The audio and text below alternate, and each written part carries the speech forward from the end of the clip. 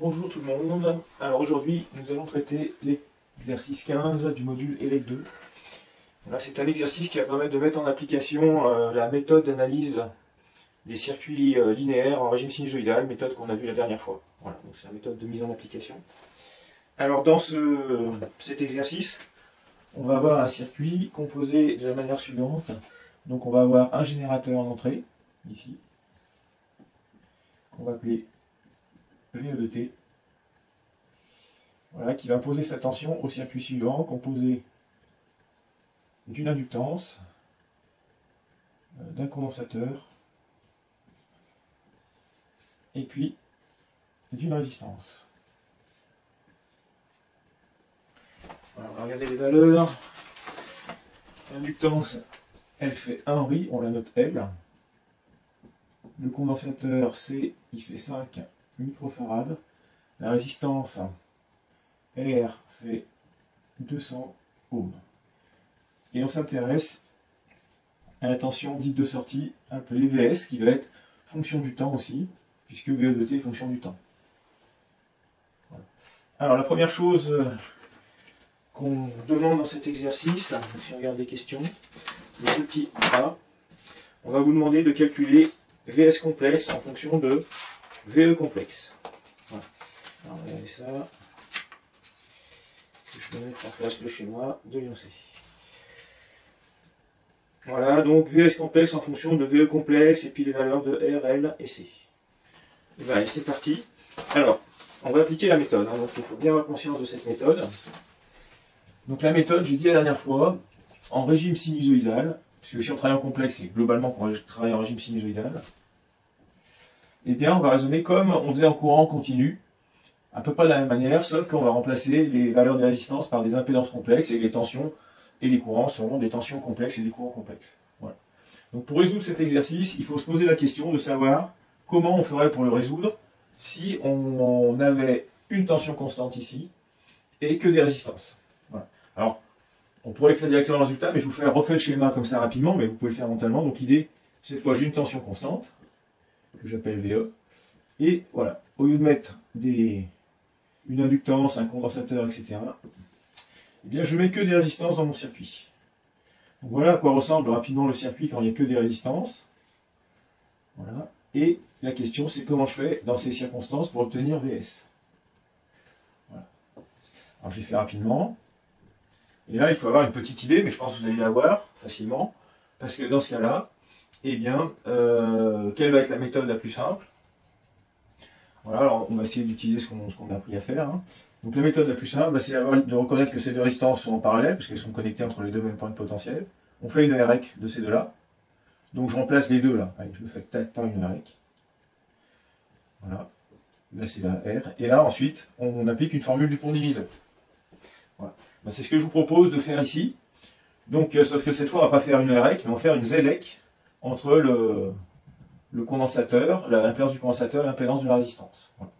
Alors globalement, comment ça va s'écrire? Si on essaie d'écrire tout, ben, on écrit la formule du pont diviseur.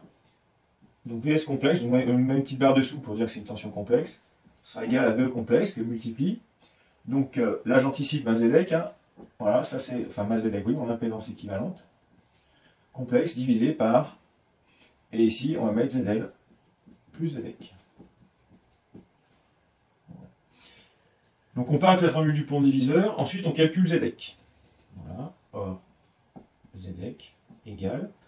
Et pour calculer ZEC, ben, je vais faire une mise en parallèle de ZC et de ZR. Donc j'utilise la même formule que celle des résistances en parallèle, et j'écris que ça va être égal donc à ZC fois ZR divisé par ZC plus ZR. Égal. J'avance, et là j'applique ma formule comment dire, ça c'est la formule des résistances en parallèle, et ensuite l'impédance d'un condensateur, on a vu la dernière fois que c'était 1 sur Cp. Donc on remplace ZC par 1 sur Cp, ZR c'est R, et ZC c'est 1 sur Cp plus R. Voilà. Et là on pourrait s'arrêter là, on dit on a calculé ZEC, seulement quand je vais le remettre ensuite le ZEC là-dedans, je vais avoir plein de traits de fraction. Et on va lutter contre la multiplication des traits de fraction, c'est-à-dire on va essayer d'éviter d'avoir trop de traits de fraction. Donc déjà, une règle générale dans les calculs avec la variable p, c'est d'essayer d'éviter les traits de fraction secondaires, surtout quand il y a un p ici sur un dénominateur secondaire, ici, sur un trait de fraction secondaire, pardon.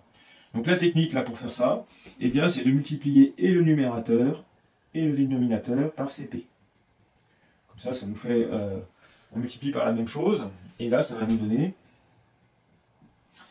donc cp, je le multiplie, ben là, ça fait cp sur cp, au numérateur, il reste r, et le cp, là, si je le développe sur le dénominateur, ça fait cp sur cp, ça fait 1, et là, il reste rcp. Voilà. Donc ça, c'est le ZEC. Voilà. Et ensuite, on efface le petit schéma que j'avais fait parce que ça c'était juste temporaire.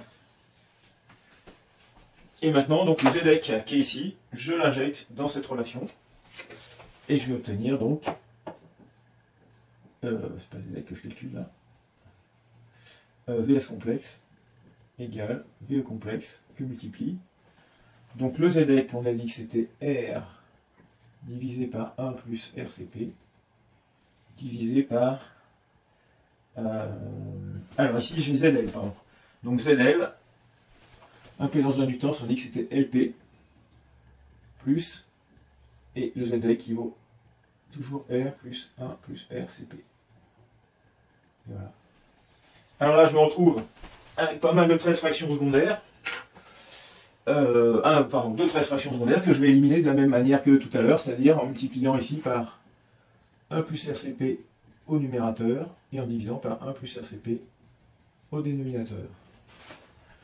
Et là, donc je vais obtenir VS complexe égale VE complexe que multiplie R, au numérateur il ne va rester que R, au dénominateur je vais avoir du LP facteur de 1 plus RCP plus, et celui-là quand je multiplie par 1 plus RCP, ben, il reste R. Voilà. Alors je vais encore arranger un petit peu, c'est-à-dire que là je vais développer dans la parenthèse, je vais avoir un terme en P carré, un terme en P et un terme en R que je vais ordonner comme c'est un peu mieux. Alors VS complexe égale VE complexe que multiplie R divisé. Donc le terme constant je vais le mettre d'abord R. Ensuite, je vais mettre le terme en P simple, donc c'est LP fois 1, ça fait plus LP. Et ensuite, le terme en P carré ici, hein, qui va être donc fois L fois R fois C. Donc ça fait L, R, C, P carré. Et voici la réponse à ma question A. J'ai bien VS complexe en fonction de VE complexe. Voilà. Et toute la suite de l'exercice va se traiter à partir de cette relation. Voilà, c'est-à-dire que ça, bon, on pourra l'effacer tranquillement.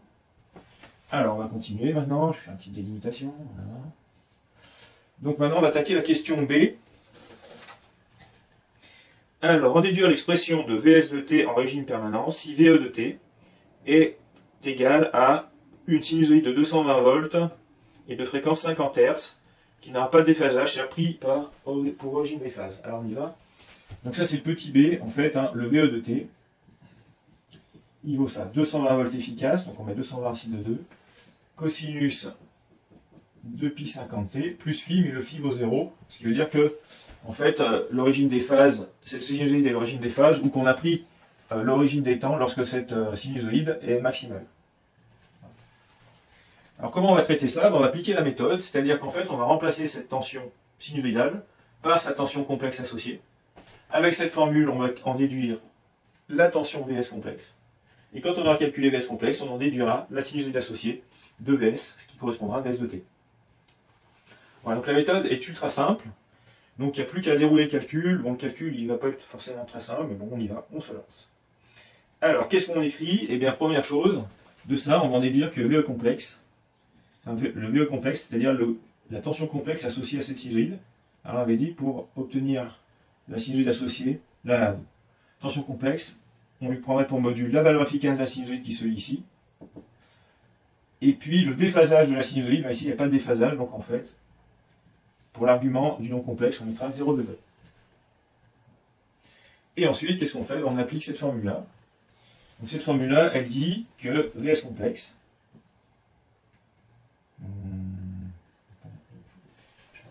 s'ouvre. Ouais, ça va aller vite. Mais c'est pas grave, on va le faire là quand même, parce que le tableau est petit. Alors, VS complexe égale. Donc j'applique la formule, donc je mets VE complexe. Donc VE complexe, je remplace parce que j'ai juste au-dessus. Voilà, le R, le R, je lis sur le schéma, il vaut 200 ohms. Donc je commence mon trace-fraction. Au numérateur, je mets 200 ohms. Le R en bas, il vaut 200. Plus le L, c'est 1 Henri. Le P, on a dit P, c'est J fois oméga. Alors oméga, c'est quoi? C'est ce qu'il y a devant le T ici dans le cosinus. Hein. Donc ça, c'est l'oméga. Et l'oméga, en fait, donc 2pi fois 50, ça fait 100 pi, ça fait 314 ici. Donc, en fait, le J oméga devient J fois 314. Plus. Et alors, j'ai L qui fait 1, bon, je ne le mets pas, 1, fois R qui vaut 200. Bon, je vais le mettre à 1 fois 200, fois 5 que multiplie 10 moins 6. Ça, c'est C. Et il me faut mettre P au carré. Donc, P au carré, je le mets ici, ça fait J oméga, le tout au carré. Et l'oméga, pardon, puisqu'on a dit oméga que c'était 314. Donc je vais mettre 314. Voilà, et bien là j'ai un superbe nombre complexe, VS complexe, que je veux pouvoir retransformer en sinusoïde. Et pour le retransformer en sinusoïde, à partir de cette écriture, c'est pas immédiat. Il va falloir mener quelques calculs, parce qu'à la fin, pour le retransformer en sinusoïde, j'ai besoin, ce nombre complexe, de connaître son module et son argument. C'est-à-dire de l'écrire entre crochets, comme ça. Voilà, donc ça c'est déjà écrit entre crochets. Ça, ça l'est pas, mais c'est facile, hein, on va l'écrire entre crochets. Et puis il faudra écrire entre crochets ce qui est en bas là. Donc il va falloir calculer ce qui est en bas. Alors il faut faire au dénominateur. Donc là, il faut faire un petit bilan. Ça va être une partie réelle, hein, c'est un nombre réel. Ça, c'est un imaginaire pur, puisqu'il y a un J. Et celui-là, c'est quoi? On se pose une question. Qu'est-ce qui va être celui-là? Eh bien, on va le calculer, mais vous voyez que, en fait, le J, il y a un J dedans, donc on pourrait se dire c'est un imaginaire, mais le J va être au carré. Donc quand on va élever au carré le J, ça va faire moins 1. Et donc quand ça va faire moins 1, et bien en fait, ça va redevenir un nombre réel, mais de valeur négative à la fin. Voilà.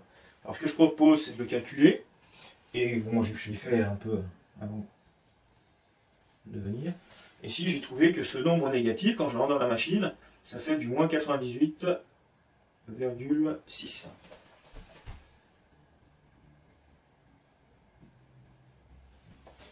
Voilà. Donc je remplace ça par moins 98,6 qui vont venir donc se retrancher à les 98,6 à 200.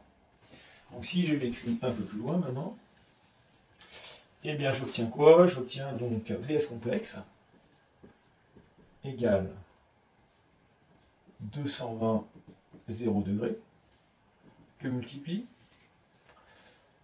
Alors au numérateur, j'ai un nombre réel qui vaut 200. Donc ça, en fait, c'est un nombre complexe, je ne dessine pas, mais il est sur l'axe des réels, côté droit, donc il va être à 200 de l'origine, dans le plan complexe, sur l'axe des réels, donc à 0 degré d'argument. Voilà, et puis celui-là, donc on l'a calculé, ça nous fait donc du 101,4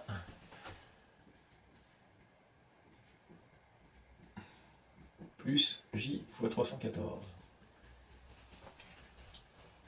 Alors pour terminer le calcul, qu'est-ce qu'il suffit de faire maintenant dans l'idéal? Eh bien, il n'y a plus qu'à transformer ce nombre complexe qui est en forme algébrique, hein, sous la forme A plus JB. Eh bien, il faut le mettre en forme trigonométrique. Pour qu'il soit entre crochets, quand tous ces nombres sont entre crochets, eh bien, ça sera un jeu d'enfant de faire les multiplications et la division, là, grâce à la propriété fondamentale des nombres complexes qu'on a vu précédemment. Alors, on va faire cette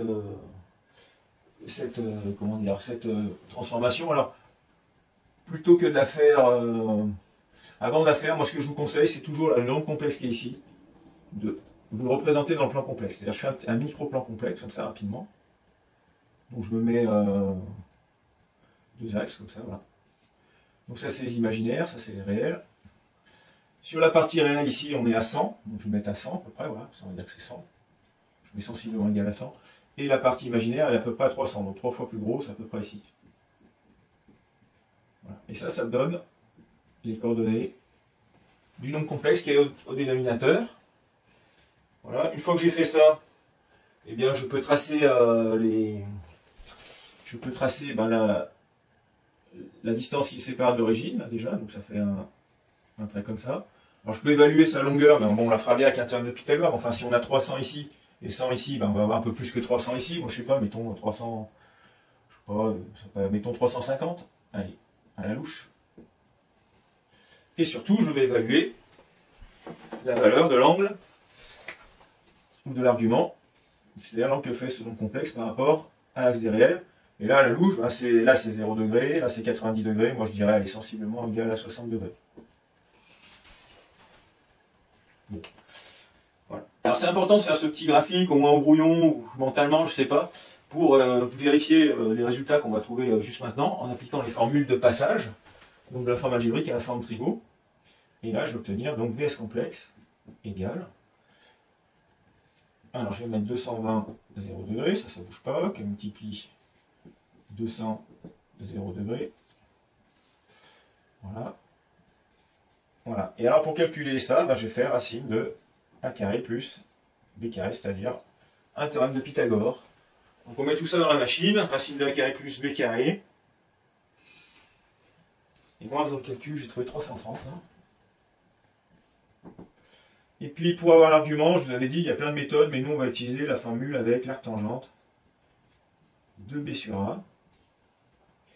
Voilà, donc c'est notre formule de base. Et quand j'ai fait ça, dans la machine, moi j'ai trouvé 72 degrés. Allez. Voilà, est-ce que ça correspond aux 60 degrés? Bah voilà, 12 degrés près, de toute façon on a fait à la louche. Le 330, il correspond à peu près au 350, donc c'est très rassurant. Voilà, alors je vous rappelle quand même que arc tangente de B sur A, c'est pas toujours ça qu'il faut faire. Hein. En fait, ça dépend du signe de A, mais là comme A était positif, c'est bon, c'est arc tangente de B sur A. Voilà, alors j'ai plus beaucoup de place, on va effacer. De toute façon, ça, on a dit qu'on n'en aura plus besoin. Donc on efface, tranquille.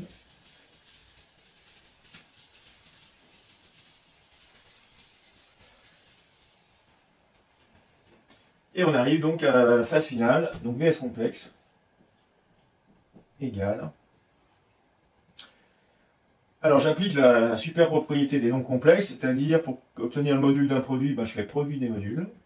Donc ça fait 220 fois 200. Et quand on divise, eh ben, on divise les modules. Par contre, pour les arguments s'ajoutent quand on multiplie les deux nombres complexes. Et quand on les divise, les arguments se retranchent. Voilà ce que ça donne. Alors, il n'y a plus qu'à rentrer ça dans la machine. Je l'ai fait. Moi, j'ai trouvé 133.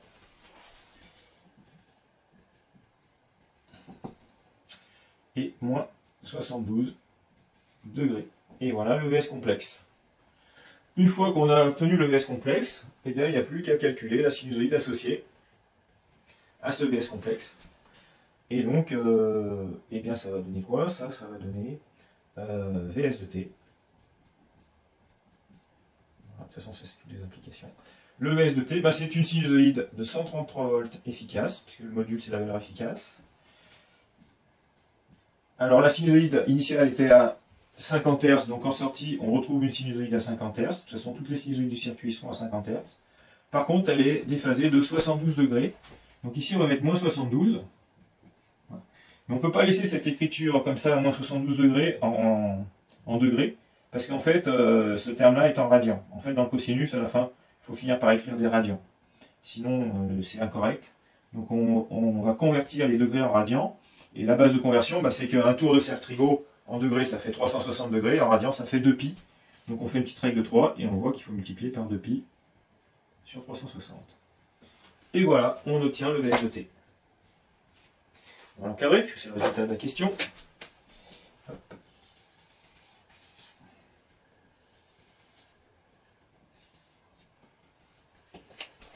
Bon alors j'ai un petit problème à la vidéo, la caméra s'est coupée, mais c'est pas grave.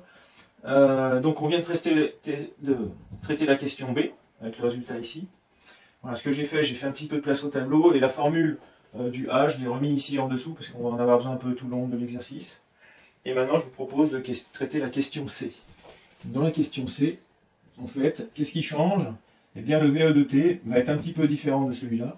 On va avoir un VE de t qui vaut non plus 220 volts, mais seulement 110 volts, à une fréquence non plus de 50 Hz, donc toujours pardon, une fréquence de 50 Hz, mais cette fois retardé dans le temps de 30 degrés, c'est-à-dire d'un bout de tour de cercle trigo.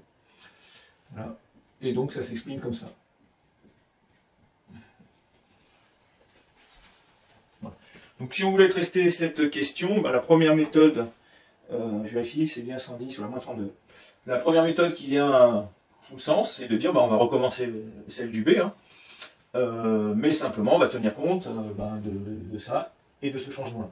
Alors qu'est-ce que ça ferait? On envisage rapidement. Eh bien le VE complexe, au lieu d'être égal à ça, il serait égal à seulement 110 ici et 30 degrés. L'argument pour le VE complexe. Ensuite on injecte dans la formule. Et quand on injecte dans la formule, ça change et ça change pas. Donc ensuite on met tous les calculs de la même manière. Ça bouge pas. Et on va retrouver ça. Et puis là, on continue les calculs, et là, on tombe sur deux nombres différents, a priori, et on en déduit le VS de t. Voilà. On va faire, voilà, ça c'est la première méthode, a priori, voilà. Donc, ça peut se faire assez rapidement. Mais il y a une méthode plus rapide, plus directe. Il suffit de remarquer que le VE du C, celui qu'on a ici, eh bien, c'est le VE du B, divisé par 2. Et retardé de 30 degrés. Une petite séparation là. C'est comme ça. Et donc, eh bien de ça, on va en déduire que le VS du C, eh bien ça sera le VS du B. Pareil, divisé par 2. Et retardé de 30 degrés. Alors pourquoi on a le droit de faire ça? Bien, le coût du divisé par 2, c'est tout simplement parce que le circuit est linéaire. Donc, il est linéaire parce que, je vous le rappelle, il est composé de composants linéaires, que sont les inductances, les condensateurs, les résistances, etc. Et donc, quand un circuit est linéaire, typiquement, quand on multiplie par 2 le signal d'entrée, ça doit multiplier par 2 tous les courants et toutes les tensions du circuit. Pareil, si on divise par 2, ou si on multiplie, on divise par un coefficient quelconque. Donc ça, c'est parce que le circuit est linéaire. On va mettre car circuit linéaire. C'est l'argument. Et le coût du 30 degrés, eh bien ça, c'est tout simplement parce que ce qui engendre le VS, c'est le VE. Donc si on retarde le VE, donc la cause du VS, si on le retarde je sais pas moi, une seconde, forcément le VS sera retardé d'une seconde. Si on retarde d'une milliseconde, le VS sera retardé d'une milliseconde. Si on retarde de 30 degrés, ce qui correspond à un certain nombre de millisecondes ici, eh bien le VS sera retardé de la même quantité de millisecondes. Et comme tout est à la même fréquence, ça veut dire que le VS sera aussi retardé de 30 degrés. Voilà. Donc du coup, quand on a écrit ça, eh bien après, on en déduit tout simplement que VS de t. Eh bien le VS de t, ça sera celui-là que j'avais écrit ici, divisé par 2. Donc là, je ne fais pas le calcul, on pourrait le faire, on pourrait mettre 133, mais 133 divisé par 2, que multiplie cosinus de pi 50t, ça on retrouve, on est toujours à 50 Hz, moins 72 degrés, alors là c'est pas, là il y avait, la sortie était retardée 72 degrés, dans le B, et bien dans le C, elle sera retardée de 72 degrés, plus retardée de 30 degrés, ce qui fait à la fin nous fait un retard de moins 102 degrés. Et donc ça permet d'obtenir le VS de t sans faire aucun calcul. Le voici, le voilà. Est-ce que je suis bien d'accord avec moi-même? Alors maintenant on va attaquer le petit d. Petit d. Petit d. Eh bien la tension d'entrée cette fois, il y a juste un truc qui change, c'est qu'au lieu d'être à 50 Hz, elle va être à 100 Hz. Je vais faire les modifs en rouge, comme ça vous verrez bien. Comme ça, on va les baliser en rouge. Je mets 100 Hz. Voilà, du coup, le oméga il change, il vaut plus 314, il vaut le double. Donc le double de 314, c'est 628. Et là, on va être obligé de refaire les calculs. Quand on change la fréquence, on ne peut pas s'en sortir par une petite pirouette de circuit linéaire. On est obligé de refaire tous les calculs. Enfin, on va voir ce que ça fait. Donc c'est ça.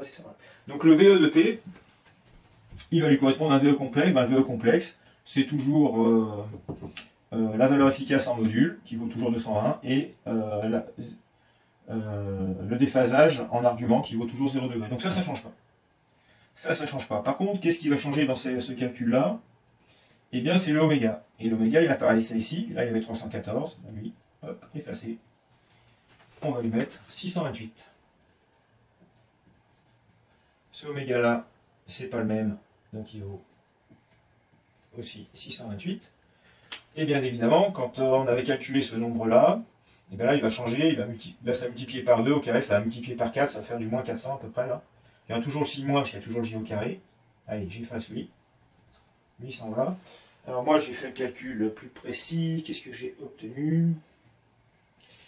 Ça, c'est quoi?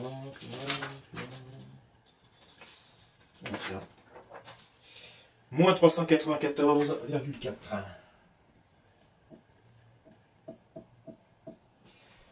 Ok. Alors les moins 394,4, enfin donc le 394,4 se retranche à 200. Donc ce qui fait que ici, quand on va faire la division, la soustraction, on va se retrouver avec un nombre négatif. Voilà, qui sera dans les moins 200, et ça fait moins 194. Qu'est-ce qu'on a trouvé? Moins 194,4. Voilà.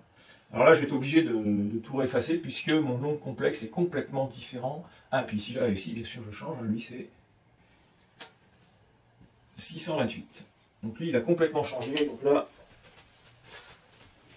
pouf, je refais carrément les deux axes pour avoir une idée de la localisation de ce nombre complexe dans le plan complexe.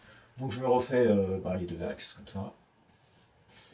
Imaginaire, réel. Et en fait, on s'aperçoit surtout que côté réel, on est à moins 200. Alors on va mettre moins 200. Voilà, sensiblement égal à moins 200. Alors que côté imaginaire, on est à plus 600 à peu près. 1, 2, 3, voilà. Sensiblement égal à plus 600. Ce qui fait que le nombre complexe dont je parle, on va mettre un peu de couleur, eh bien, il est par là. Voilà, la distance qui le sépare de l'origine, là j'aurais mis tirer un trait droit, donc c'est pas grave. Ça fait 600 comme ça fait 200 là, ça fait un peu plus de 600, mettons, allez, 650 à la louche. Et surtout, je vais avoir besoin de l'angle par rapport à l'axe des réels, qui va être l'argument. Et cet angle, il fait plus de 90 degrés, et il fait sensiblement 120 degrés. Donc ça c'est à la louche, hein. Tout ça c'est à la louche, mais c'est pour vérifier les résultats. Donc ensuite, qu'est-ce que je vais faire? Je vais faire mes calculs. Bon, pour avoir la distance à l'origine de ce point, je vais faire le racine de A2 plus B2. Seulement cette fois A et B ont changé de valeur. Hein. Donc ça, je rentre dans la machine.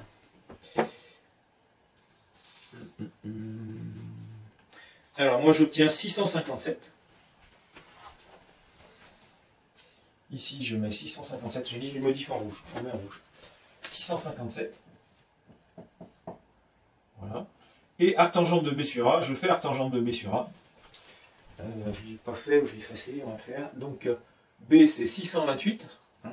Donc je fais 628 divisé par 194,4 avec un signe moins, ce qui nous fait du moins 3,2. Et ensuite je prends l'arctangente. Voilà. Et là j'obtiens moins 72 degrés. Et là j'ai un problème. Parce que l'angle qu'on devait trouver c'était plutôt 120 et non pas moins 72 qui serait plutôt là en bas. Voilà. Mais je ne suis pas surpris, si vous avez bien mémorisé ce que je vous avais dit dans le rappel sur les nombres complexes, c'est qu'arctangente de B sur A, ça marche à condition que A soit positif, c'est-à-dire que votre nombre complexe soit dans le demi-plan droit ici, il est réel. Et quand c'est dans le demi-plan gauche, on avait dit qu'il fallait rajouter un demi-tour. C'est-à-dire qu'ici, en fait, il va falloir rajouter plus un demi-tour en degrés, c'est 180 degrés. C'est-à-dire que la tangente, en fait, ils vont avoir un angle qui est par là, voilà, qui va comme ça, moins 72 degrés qui sont là. Et nous, on va rajouter le demi-tour, et on va tomber sur quelque chose qui est proche de 120 degrés. Donc le moins 72,8, en fait, et bien je lui rajoute 120 degrés. Voilà.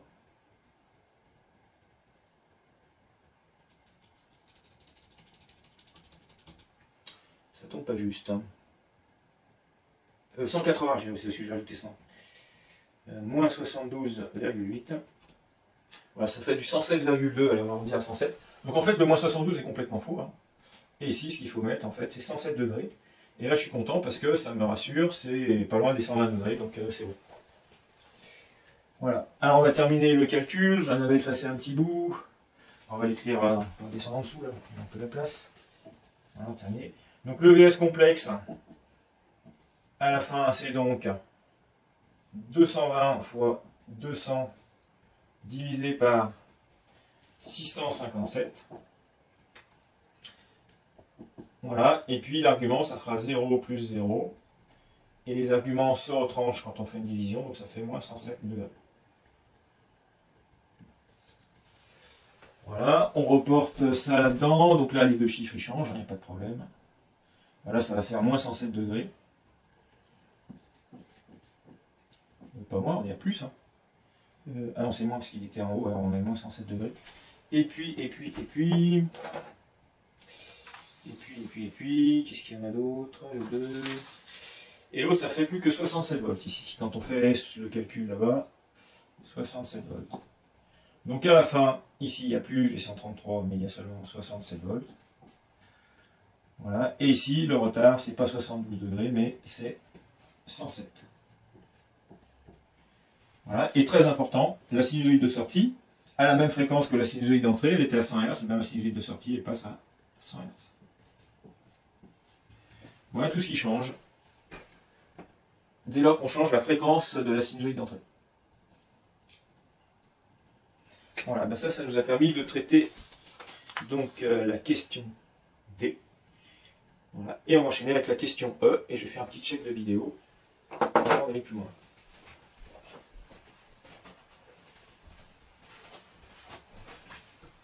Ah, cette fois ça continue d'enregistrer, cool.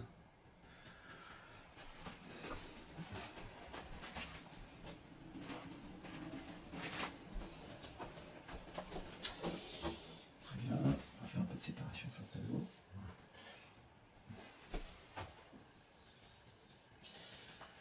Alors, question D terminée, on enchaîne avec la question E. Alors dans la question E, qu'est-ce qui change? On va avoir un VE un petit peu différent.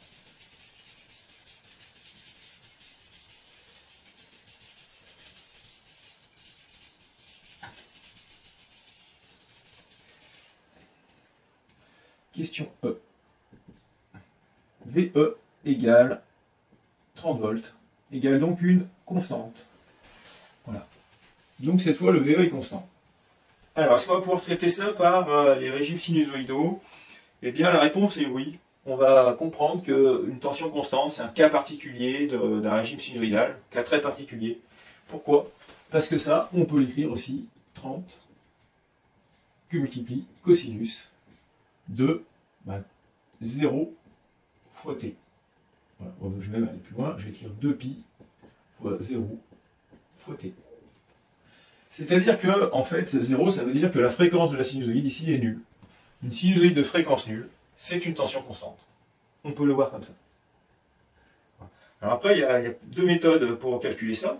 On va faire par la méthode des régimes sinusoïdaux.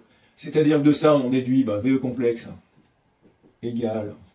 Alors là, c'est très compliqué de parler de la valeur efficace de cette sinusoïde, parce que la valeur efficace, normalement, c'est pas 30, ça va être 30 là, mais bon. Et pas 30 sur un signe de 2, il y a un petit, mais c'est pas grave. On applique bêtement la recette, on met 30 sur un signe de 2, on déphase de 0 degré, pourquoi pas. Et puis ensuite, on en déduit VS complexe. Alors VS complexe, on va appliquer cette formule-là, ou celle-là en fait. Hein. Mais ce qu'il faut comprendre, que dans cette formule, cette fois, oméga vaut 0, ici. Donc le P dans la formule, il vaut 0. Donc là, on met P égale 0, et qu'est-ce qu'on obtient en faisant P égale 0? Ce terme est nul, ce terme est nul. Donc ça fait VS complexe égale VE complexe que multiplie R sur R égale, VE. Égale donc VE complexe, égale donc 30 sur racine de 2, 0 degré. Et donc le VS complexe est même que le VE complexe, donc en fait le VS de T, eh bien c'est égal à une sinusoïde de 30 volts à une fréquence de 0 Hz, c'est-à-dire égale à 30 volts, égale constante. Voilà, ça c'est le premier résultat. Vous entendrez. Voilà. Et maintenant je vais vous proposer de faire ça par une deuxième méthode sans calcul. Vous allez voir que ça se fait très très bien, on peut commencer à effacer. On va effacer tout ça. Pour l'effaceuse magnétique. Allez, tout ça, ça s'efface.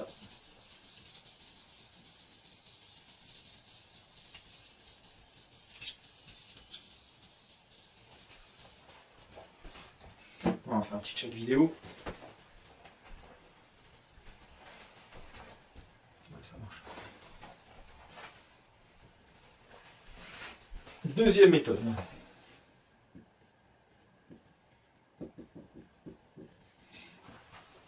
Alors la deuxième méthode, très intuitive. Ça part de quoi cette deuxième méthode? Eh bien, si on met une tension constante à l'entrée d'un circuit ici, depuis très longtemps, eh bien on sait qu'à terme, tout va être constant dans le circuit, les courants, les tensions, etc. Tout finit par être constant. Et donc, on l'écrit. Voilà. Donc, après un régime transitoire, hein, le circuit va se stabiliser sur quelque chose, un régime permanent, tout est constant. Alors, on l'écrit ici, donc VE de T égale constant, depuis toujours, entraîne, eh bien, notamment, alors on va réfléchir à quelques petits trucs, notamment le courant dans l'inductance ici, qu'on va appeler IL, eh bien il est constant.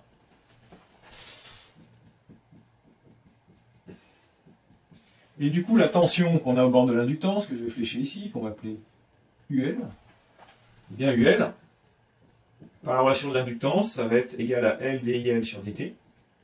Et comme I est une constante, là sa vitesse de variation c'est 0. Donc UL vaut 0. Et donc, la tension au bord de l'inductance vaut 0, donc ça veut dire que l'inductance va être équivalente à un fil. Voilà. Et ça sera toujours vrai. Quand on est en courant continu, ou en régime constant, on va dire, eh bien, l'inductance est toujours équivalente à un fil.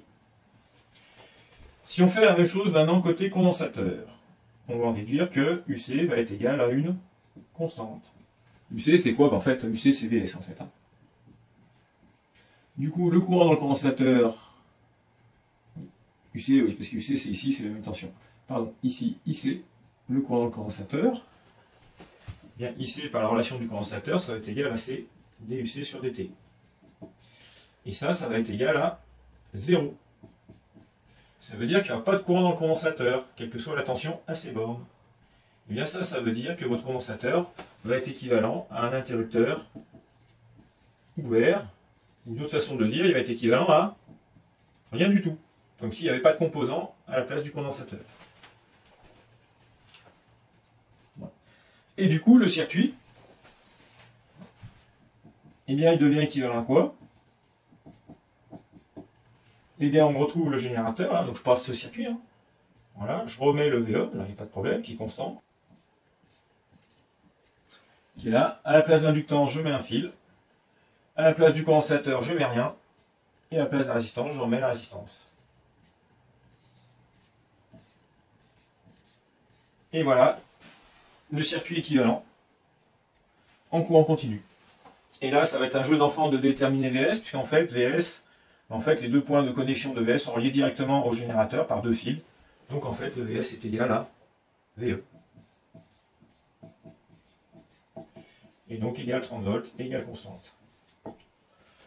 Voilà, alors cette méthode est très très courte, dès lors qu'on connaît les équivalents de l'inductance et du condensateur en courant continu, ce qui se retrouve très rapidement à partir de ces deux relations. Mais après, c'est fulgurant. Parce qu'en fait, on redessine le circuit, et même des fois, on ne le redessine pas, et on écrit directement le résultat. Voilà. Donc ça, la méthode que je recommande, et qui marche pour tous les circuits, enfin, qui est très très générale. Voilà, très simple et très générale et très intuitive. Voilà. Donc ça, c'était la question E. Et donc, il nous reste à traiter la dernière question, la F. Alors, dans la F, on fait un peu de place. On va commencer par enlever le E.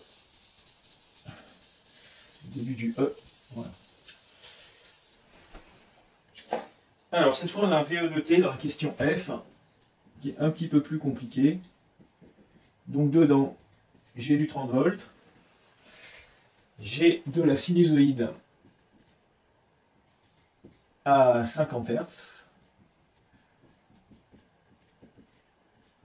Voilà, retardé de 30 degrés. Plus une sinusoïde de 220 volts à 100 Hz sans déphasage. Comme ça. Voilà, c'est bien ça. Alors, est-ce qu'on va pouvoir traiter ça avec les régimes sinusoïdaux? Ben, a priori, non. Parce que ça n'est pas une sinusoïde. Certes, c'est une somme de sinusoïdes, hein, tout ça on peut écrire sous forme de sinusoïde, mais attention, une somme de sinusoïdes n'est pas forcément une sinusoïde. Alors, vous allez me dire, je me contredis par rapport à ce que j'ai dit dans un cours précédent. Alors, dans un cours précédent, j'avais dit qu'une somme de sinusoïdes de même fréquence, somme coefficientée de sinusoïdes de même fréquence, était une sinusoïde. Oui, ça c'est vrai. Mais là, les sinusoïdes n'ont pas la même fréquence. Il y en a une à 50 Hz, une à 100 Hz et l'autre à 0 Hz. Et ça, le résultat, ça ne fait pas une sinusoïde. Voilà, donc a priori, on pense qu'on ne peut pas traiter ça par les régimes sinusoïdaux. Mais on va s'en sortir, eh bien, en remarquant quand même un petit truc déjà, c'est que le VE de T qui est ici, c'est une somme des VE des questions précédentes. C'est-à-dire que ça, c'est le VE de la question E qu'on vient de traiter, plus le VE de la question, alors je ne sais plus ce que c'était, on va regarder, hein, ça c'était la D, non la 50-30 c'était la C, du C, plus le VE du D. Voilà, et bien de ça on va en déduire assez directement. Voilà, puis je vous dirai pourquoi, mais le VS de T, et bien figurez-vous que ça sera bêtement le VS de la question E, plus le VS de la question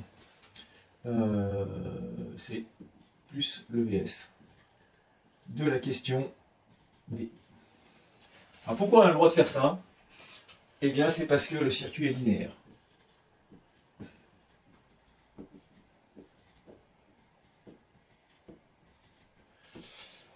Alors le circuit linéaire, c'est une propriété, on va dire, des circuits linéaires. Bon, le circuit linéaire, je vous l'avais dit, hein, si on double le signal d'entrée, ça double tous les signaux qu'il y a dans le circuit. Hein. Donc par exemple, on double VE, ça double VS, etc.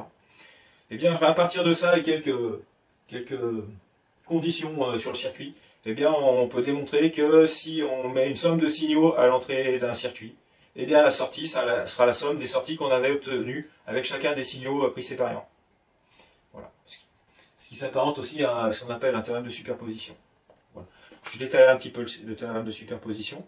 Voilà. Et donc, voilà, c'est une propriété des circuits linéaires. Vous avez qu'à le retenir comme ça. Et donc, si on l'explicite, hein, je vais l'expliciter, mais c'est tout bête, le 30 volts, quand on le mettait tout seul à l'entrée, il donnait du 30 volts, donc là on retrouve le 30. Quand on mettait cette sinusoïde-là à l'entrée, il me semble qu'on avait obtenu du 133 sur 2 racine de 2 cosinus de pi 50t moins, donc là le déphasage était de 102 degrés, je crois.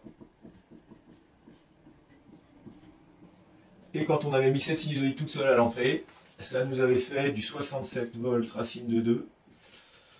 Voilà, donc c'est une sinusoïde à 100 Hz, donc là on retrouve du 100 Hz. Et le déphasage, je crois qu'il était de 107 degrés. Voilà, donc corrigerez si ma mémoire n'est pas bonne, mais je crois que c'était ça. Et voilà, on obtient le résultat directement par cette méthode-là. Allez.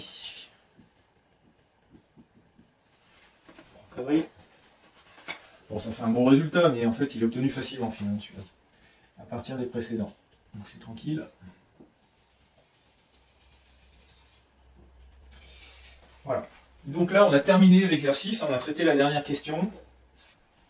Alors, je reviens un petit peu sur ce passage-là. Là, j'ai dit, voilà, on a un théorème mathématique qui permet d'écrire ça. On aurait pu le faire aussi par ce qu'on appelle le théorème de superposition. Alors, comment ça va marcher avec le théorème de superposition? Eh bien, simplement le VE de T qui est ici, hein. Donc je le dessine ici, VE de T.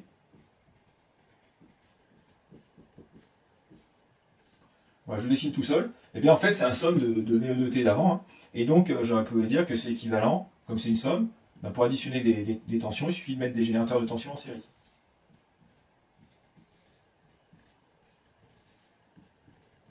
Et là, j'aurais mis bien, le VE du E, le VE du C, et ici, pardon, le VE du D. Voilà, et j'aurais dit, ben, tout ça, ça alimente mon circuit, donc ça va vers l'inductance, le condensateur et la résistance. Voilà. Voilà. Et que dit le théorème de superposition? Eh bien, le VS créé par ben, les trois générateurs de ce circuit, c'est le VS créé par le VE seul en ayant éteint ces deux générateurs, c'est-à-dire les remplaçant par des fils, donc c'est le VE du E, plus le VS produit par le VE du C en ayant éteint les deux autres générateurs, du E et du D, plus le VS produit par le VE du D en ayant éteint les deux autres générateurs. Voilà. Ça revient exactement à écrire ce qu'on a écrit ici. Voilà, c'est pour vous dire que ce passage-là, ça peut s'appeler aussi du théorème de superposition. Voilà, c'est équivalent. Voilà, bon ben, on vient de finir de traiter cette question F. Et on ne va pas s'arrêter tout de suite. On va faire un petit bilan de compétences maintenant. Je vais effacer un petit peu. Conclusion. Je fais ça. Voilà, bon, ça je peux essayer, j'ai la place, c'est bon. Allez, maintenant on va faire une conclusion. C'est quasiment la fin. Conclusion.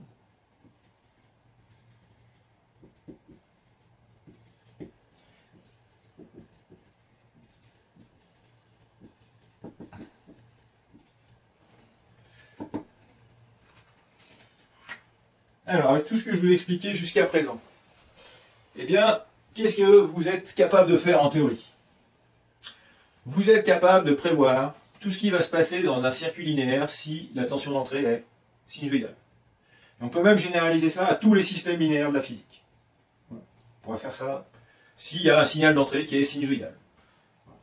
On pourrait le généraliser. Mais, grâce au théorème de superposition ou à la propriété de linéarité, vous êtes aussi capable de savoir ce qui va se passer dans ce circuit.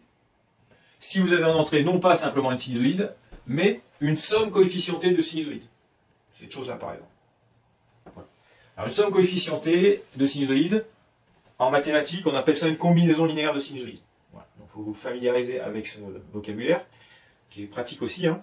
Donc, si on a une combinaison linéaire de sinusoïdes en entrée, eh bien, on saura prévoir ce qui va se passer dans ce circuit. Il suffira de calculer par la méthode des nombres complexes comment il va réagir à chacune des sinusoïdes. Et ensuite, eh bien, figurez-vous qu'on va être capable, du coup, de connaître ce qui va se passer dans le circuit si on met n'importe quel signal en entrée. Parce qu'il y a un théorème des mathématiques qui dit que tout signal en entrée d'un circuit peut se décomposer en une somme coefficientée de sinusoïdes, ou autrement dit, en une combinaison linéaire de sinusoïdes. Et ce théorème mathématique, non seulement il dit qu'on peut le faire, il dit comment on le fait, et la manière de le faire, ça s'appelle la transformée de Fourier, quelque chose que vous allez étudier plus tard en mathématiques ici. Voilà. Allez, je propose d'écrire tout ça. Je l'écris. Allez, on va écrire. Allez, on écrit, vous écrivez, ça ne fait pas de mal, ça permet d'apprendre. Donc, grâce à la méthode des nombres complexes. Ok. On sait prévoir tout ce qui se passe dans un système linéaire. On sait prévoir tout ce qui se passe. Alors j'aurais pu mieux mettre dans un circuit linéaire, mais c'est ultra général. Hein, tout ce qui se passe dans un système, en fait, pour être très général.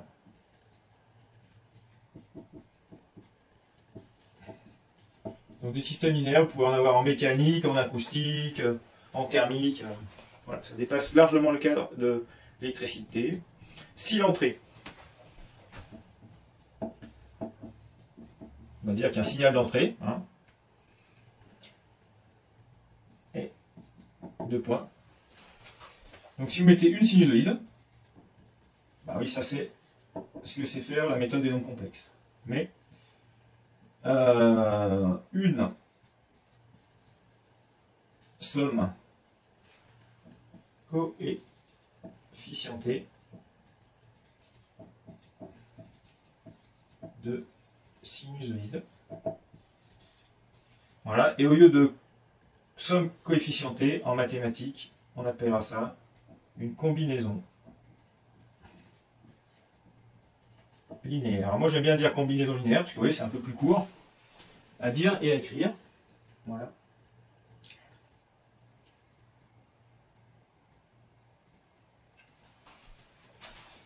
Voilà, et on saurait dire est un signal, n'importe quel signal en entrée.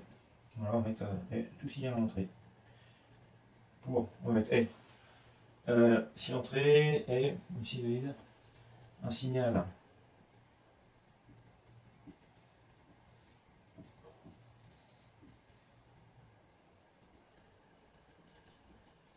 quelconque, car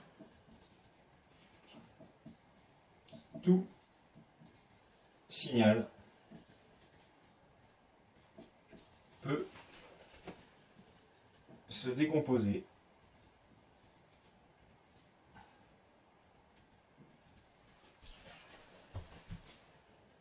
en...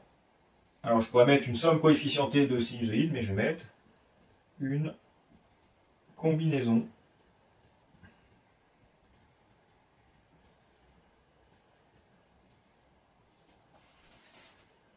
de sinusoïdes.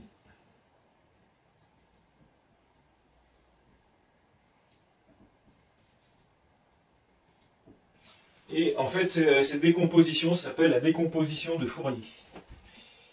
Ça, décomposition.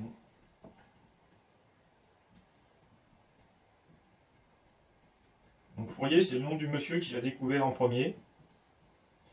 Alors, il l'a découvert non pas en faisant de l'électricité, mais en faisant de la thermique.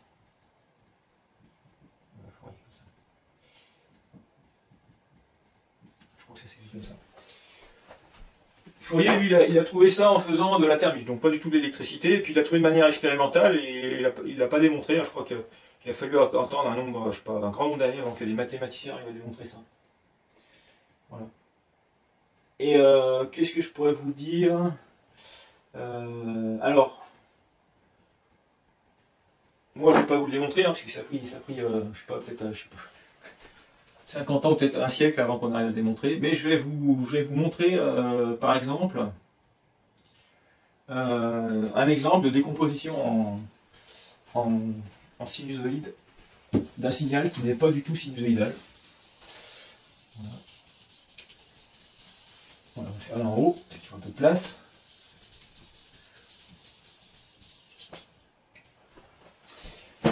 Alors, maintenant on va prendre un signal carré. Donc un signal carré, voilà, il y a le temps qui défile comme ça. Et un signal carré, ben, c'est quelque chose qui fait des carrés. Mettons qu'un coup c'est positif comme ça, puis après c'est négatif, et puis c'est positif, et puis c'est négatif. Voilà. Pas bien fait vertical, je suis pas très content de moi. Voilà, un signal carré, périodique, etc. Ce truc-là, on pourrait se dire, bah, c'est pas une sinusoïde, hein, puisque il y a des angles droits, c'est pas du tout arrondi. Ben, malgré tout, on peut le décomposer en une somme de sinusoïdes. C'est-à-dire que mathématiquement, on arrive à démontrer que ce truc, c'est de la forme. Alors, je ne vais pas mettre des cosinus, je vais mettre des sinus, ça va m'aider. Ça va être du sinus t, plus un sinus 3t sur 3, plus sinus 5t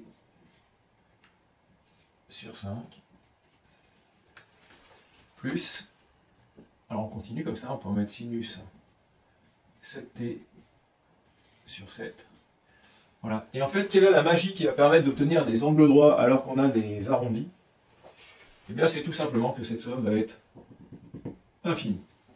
Voilà. Il va falloir sommer une infinité de sinusoïdes, et à la fin, ça fait un signal carré. Alors que si on était en télé, je demanderais à ceux qui ont des calculatrices graphiques de rentrer ça dans leur machine, hein, jusqu'à, je sais pas, moi, sinus 11t sur t, sur 11, ou quelque chose comme ça. Et de voir que, en fait, la forme de la courbe qu'on obtient commence à se rapprocher très sérieusement de celle-là.